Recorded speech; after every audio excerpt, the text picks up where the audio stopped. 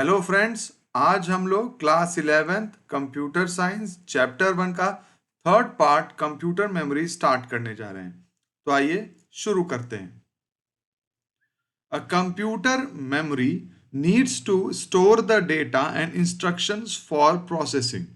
तो computer memory का जो काम है, जरूरत है, वो ये है कि उसको डेटा और इंस्ट्रक्शंस को स्टोर करना पड़ता है प्रोसेसिंग के लिए। Whenever we talk about the memory of a computer system, we usually talk about the main और primary memory। हम जब भी कंप्यूटर मेमोरी की बात करते हैं तो जनरली हम जो बात करते हैं या तो मेन मेमोरी की बात करते हैं या तो प्राइमरी मेमोरी की बात करते हैं। The secondary memory, also called storage device, is use to store data. जो सेकेंडरी मेमोरी है, जिसको कि हम लोग स्टोरेज डिवाइस भी कहते हैं, उसका इस्तेमाल होता है use to store data, instructions and results permanently for future use. तो उसका इस्तेमाल होता है डेटा और इंस्ट्रक्शंस को परमानेंटली स्टोर करने के लिए, फ्यूचर यूज के लिए। तो मेन जो प्रोसेसिंग के टाइम या जो टेम्पररी स्टोरेज है, वहां पर क्या होता है, मेन मेमोरी यूज होती है। और जब हम लोग को डेटा को, इंस्ट्रक्शन को या रिजल्ट्स को परमानेंटली स्टोर करना होता है, तो फिर हम लोग सेकेंडरी स्टोरेज का इस्तेमाल करते हैं, सेकेंडरी मेमोरी। ठीक है। Units of memory, a computer system uses binary numbers to store and process data. Computer system जो है बाइनरी नंबर्स का यूज करता है डेटा को स्टोर करने के लिए और प्रोसेस करने के लिए। Binary digits 0 and 1 which are the basic units of memory are called bits. तो 0 और 1 जो है ये कंप्यूटर की बेसिक यूनिट्स हैं मेमोरी की भी, और इन्हीं को हम लोग क्या बोलते हैं, बिट्स, बिट्स बोलते हैं। Further these bits are grouped together to form word. इन बिट्स को एक साथ ग्रुप कर दिया जाता है, जिसको कि हम लोग वर्ड बोलते हैं। अ 4 bit word is called nibble. 4 bit का जो वर्ड होता है, 1 2 3 4, जैसे 0 0 0 1, तो इसमें हम लोग 4 बिट दिखा रहे हैं, तो इसको हम लोग क्या बोलेंगे, एक nibble. Examples of nibble are 1001 1010 0010 etcetera. A two-nibble word, 8 bit word is called a byte. ठीक है। तो जब 2 निबल यानी कि 4 + 4 यानी कि जब 8 बिट्स मिल जाते हैं, तब उसको हम लोग क्या बोलते हैं, उसको हम लोग बोलते हैं बाइट। फॉर एग्जाम्पल 01000110, ये 8 का हो गया, ये बाइट हो गया। ठीक है। 01111100, ये भी बाइट हो गया, etcetera. Like any other standard unit, bytes are grouped together to make bigger chunks or units of memory। तो बहुत सारे बाइट्स मिला करके और भी बड़े मेमोरी के यूनिट्स को बनाते हैं। Table 1.1 shows different measurement units of digital data stored in a storage device। तो हम लोग टेबल 1.1 को यहाँ देखते हैं। यहाँ पर अलग अलग जो है यूनिट्स को दिखाया गया है। जैसे फॉर एग्जाम्पल किलोबाइट, किलोबाइट में कितने बाइट्स हैं, 1024। उसके बाद मेगाबाइट, मेगाबाइट में कितने हैं, 1024 किलोबाइट। फिर गीगाबाइट में 1024 MB, मेगाबाइट्स। ठीक है। फिर ऐसे ही टेराबाइट है, टेराबाइट में कितने होंगे, 1024 गीगाबाइट। ठीक। उसके बाद अभी 1024 कहां से आ रहा है, इट इज 2⁻10। ठीक है। तो 1 पेटाबाइट हो गया 1024 terabyte.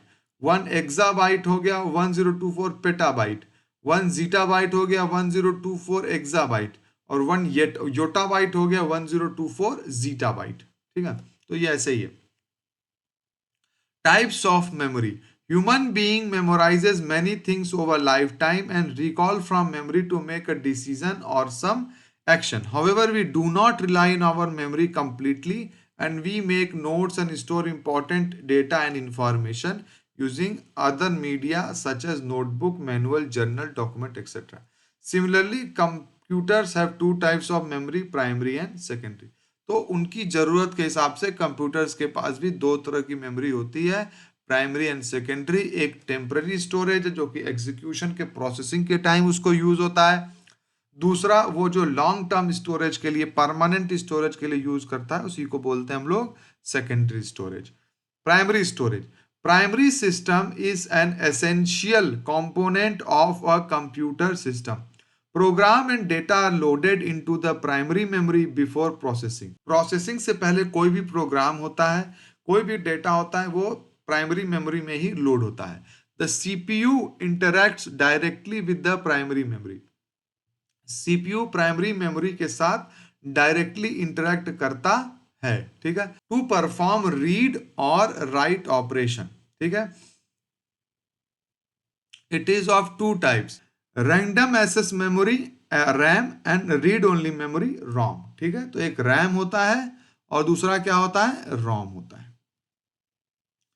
RAM is volatile, that is, as long as the power is supplied to the computer, it retains the data in it. RAM जो होता है वो volatile होता है, इसका मतलब कि जब तक कि कंप्यूटर में पावर ऑन है वो अपने में डेटा रखता है, but as soon as the power supply is turned off all the content of the RAM are wiped out. लेकिन जैसे ही पावर सप्लाई को काट दिया जाता है तो रैम का जितना भी कंटेंट होता है वो सब वाइप आउट हो जाता है, वो डिलीट हो जाता है. It is use to store data temporarily while the computer is working. तो इसका इस्तेमाल किस लिए होता है, इसका जब ये डिलीट हो जा रहा है तो इसका इस्तेमाल क्यों हो रहा है, तो इसका इस्तेमाल हो रहा है कि जब कंप्यूटर वर्क कर रहा होता है, प्रोसेस कर रहा होता है किसी डेटा पर, तो उस दौरान उस डेटा को रखने के लिए टेम्परली इस हम लोग रैम का यूज करते हैं. When ever the computer is started or a software application is launched, the required program and data are loaded into the RAM for processing. तो जैसे ही कंप्यूटर ऑन किया जाता है या कोई प्रोग्राम स्टार्ट किया जाता है, कोई सॉफ्टवेयर ऑन स्टार्ट करते हैं, लॉन्च करते हैं हम लोग, तो उस दौरान उसका जो से रिलेटेड जो भी डेटा है, इंस्ट्रक्शन है, सब कुछ किस में आ जाता है, रैम में आ जाता है. RAM is usually referred as the main memory and is faster than the secondary memory or storage device. तो रैम को ही हम लोग मेन मेमोरी कहते हैं और जनरली ये सेकेंडरी स्टोरेज से फास्ट होता है स्पीड में. On the other hand, ROM is non-volatile, which means its content are not lost even when the power is turned off. जबकि ROM जो होता है वो नॉन वोलेटाइल होता है. नॉन वोलेटाइल का मतलब कि इसका कंटेंट इरेज नहीं होता जब हम लोग बंद करते हैं सिस्टम को उस वक्त भी. It is used as a small but faster permanent storage for the content that are rarely changed. तो इसका इस्तेमाल होता है ऐसे कंटेंट को स्टोर करने के लिए जिसका जो रेयरली चेंज होते हैं, शायद ही कभी चेंज होता हो. ठीक है, for example the startup program boot loader that loads the operating system into primary memory, it is stored in ROM. जैसे कि जो सॉफ्टवेयर जो कि स्टार्टअप प्रोग्राम होता है, वो छोटा सा प्रोग्राम जो कि कंप्यूटर को बताता है कि एक्चुअली कंप्यूटर ऑन कैसे करना है, सॉफ्टवेयर को कैसे लोड करना है, ऑपरेटिंग सिस्टम को कैसे लोड करना है, तो वो जो प्रोग्राम होता है वो किसमें स्टोर होगा, रॉम में, क्योंकि वो शायद ही कभी चेंज करने की जरूरत पड़े. Cache memory. RAM is faster than the secondary storage but not as fast as the computer processor. तो रैम जो है सेकेंडरी स्टोरेज से ज्यादा फास्ट होता है, लेकिन उतना भी फास्ट नहीं होता जितना कि कंप्यूटर प्रोसेसर होता है. इसी कारण से क्या होता है कि रैम उतना फास्ट नहीं है जितना कि प्रोसेसर है, तो हो सकता है कि रैम की वजह से कंप्यूटर की जो है स्पीड जो है कम हो जाएगी, क्योंकि रैम थोड़ा स्लो है तो प्रोसेसर तो अधिकतम उतना ही फास्ट कर पाएगा जितना कि रैम उसको डाटा सप्लाई करेगा. इस कारण से एक और मेमोरी का यूज होता है to speed up the process of the CPU. A very high speed memory is placed between the CPU and the primary memory known as cache. तो एक बहुत ही हाई स्पीड मेमोरी का इस्तेमाल होता है जो कि सीपीयू प्रोसेसर, सीपीयू यानी कि प्रोसेसर और हमारे रैम के बीच में रख देते हैं उसको. It stores the copies of the data from frequently access primary memory location. तो उन डेटा की कॉपी अपने पास ये बनाकर रख लेता है जो जिन डेटा को रैम से बार बार उठाना पड़ता है प्रोसेसर को. ठीक है, तो उनकी कॉपी अपने पास रख लेता है ताकि प्रोसेसर को बार बार रैम के पास न जाना पड़े और प्रोसेसर की स्पीड कम ना हो. It stores the copies of the data that are frequently accessed primary memory location, thus reducing the average time required to access data from primary memory.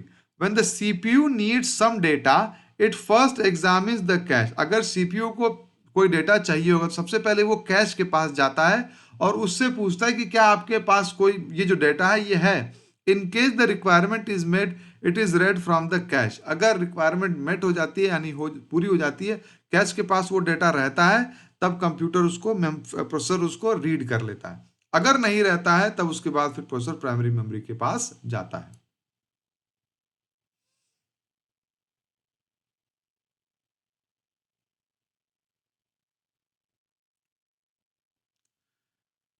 इसके बाद आता है सेकेंडरी मेमोरी।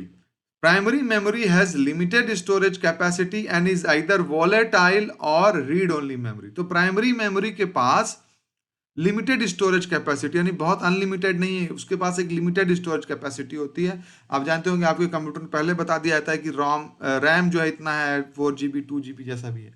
और ये दो तरीके का होता है प्राइमरी मेमोरी, एक रैम हो सकता है या रोम हो सकता है। दस अ computer system needs auxiliary or secondary memory to permanently store the data और instructions for future use। इसलिए कंप्यूटर को एक ऐसे मेमोरी की जरूरत पड़ती है जो कि जिसका साइज बड़ा हो, भले ही वो थोड़ा स्लो हो, लेकिन वो डेटा को परमानेंटली स्टोर कर सके। The secondary memory is non volatile and has larger storage capacity than primary memory. तो सेकेंडरी जो स्टोरेज होती है वो नॉन वोलेटाइल होती है, यानी कि पावर ऑफ होने पर उसका डेटा लॉस नहीं होता है, and it is having larger capacity than the primary memory. इसके पास कैपेसिटी भी लार्ज होती है। It is slower and cheaper than the primary memory. ये प्राइमरी मेमोरी से स्लो होती है और चीप होती है। But it can not be access directly by the CPU. बस प्रॉब्लम ये है कि ये सीपीयू से डायरेक्टली एक्सेस नहीं हो सकती। Content of the secondary storage needs to be first brought into the main memory for the CPU to access. जो भी कंटेंट सेकेंडरी स्टोरेज से यूज करना होता है पहले वो मेन मेमोरी में आ जाता है। ठीक है, इसका मतलब एक बात तो क्लियर है कि जो सीपीयू या प्रोसेसर केवल मेन मेमोरी से ही डेटा ले रहा है। वो चाहे इनपुट डिवाइस से आए तो भी वो पहले मेन मेमोरी में जाता है, चाहे वो सेकेंडरी स्टोरेज से आए तो भी वो पहले वो मेन मेमोरी में ही जाता है। ठीक है, उसी तरीके से मेन मेमोरी में ही जो है आपका प्रोसेसर डाटा फाइनल रिजल्ट को भेजता है। फिर वो आउटपुट दिखाना हो तो भी वो पहले मेन मेमोरी में भेजेगा, वहीं से मेन मेमोरी से ही आउटपुट में जाएगा। या स्टोर सेकेंडरी स्टोरेज में स्टोर करना हो तो भी वो पहले मेन मेमोरी में डालेगा, वहां से सेकेंडरी स्टोरेज में जाएगा। ठीक है, content of the secondary storage needs to be first brought into the main memory for the CPU to access. Example of the secondary memory devices include hard disk, HDD, CD, DVD, memory card as shown in the figure 1.7। तो यहाँ पर 1.7 में क्या क्या को दिख रहा है? पेन ड्राइव दिख रहा है, HDD है, CD, DVD है, मेमोरी कार्ड है, टेप ड्राइव है, सॉलिड स्टेट ड्राइव है। तो ये सब क्या है? सारे के सारे सेकेंडरी स्टोरेज हैं। However, these days there are secondary storage devices like SSD which supports very fast data transfer। SSD आ गया secondary storage जो कि बहुत fast data transfer को support करता है compared to earlier HDD। Also, data transfer between computer have become easier and simple due to the availability of small size and portable flash और pen drives। तो अब तमाम तरह के रिसर्च हुए हैं, तमाम तरह के न्यू डेवलपमेंट्स हुए जिससे कि सेकेंडरी स्टोरेज भी पहले की अपेक्षा बहुत फास्ट हो गई है, लेकिन फिर भी अभी वो रैम की स्पीड को मैच नहीं कर पाते हैं, मेन मेमोरी की स्पीड को मैच नहीं, या प्रोसेसर की स्पीड को मैच नहीं कर सकते हैं। वो सेकेंडरी स्टोरेज के तौर पर ही यूज हो रहे हैं। इसी के साथ हमारा पार्ट 3 खत्म हो जाता है। अब हम नेक्स्ट वीडियो में पार्ट 4 स्टार्ट करेंगे, data transfer between memory and CPU. Thank you friends.